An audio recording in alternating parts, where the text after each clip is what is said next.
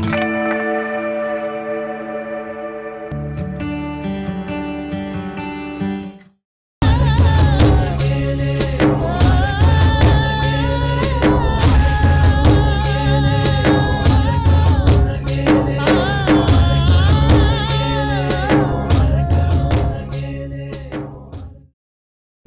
छान अनुभव खूप छान अनुभव.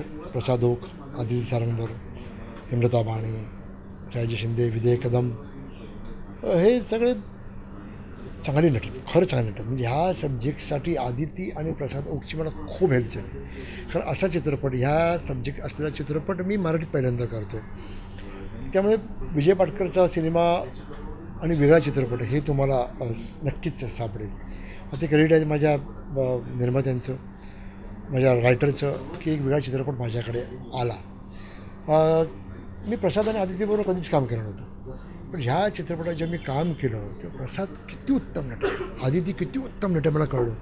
आणि त्या परफॉर्मन्समुळे मला काहीतरी वेगळं सुचत गेलं आणि मी ट्रीट करत गेलो. त्यामुळे थोडंसं ट्रीटमेंट एक मला वेगळी देता आली आहे.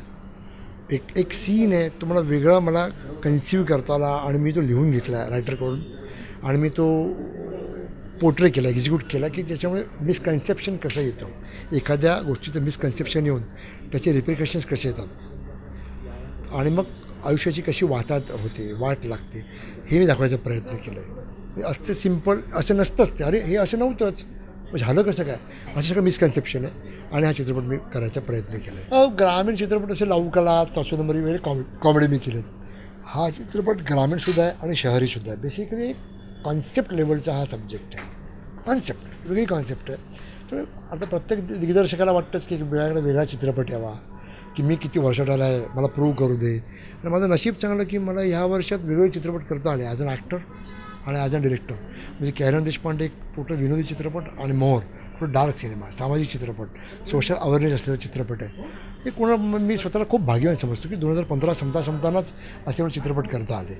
प्रेक्षकांना हेच सांगू इच्छितो की वेगळा चित्रपट आहे, चांगला चित्रपट आहे. एक अनुभव घेण्यासाठी हा चित्रपट बघा, तुम्हाला वेगळा अनुभव मिळेल, एक वेगळी गोष्ट तुमच्या कानावर पडेल एवढं मी नक्की तुम्हाला सांगू इच्छितो.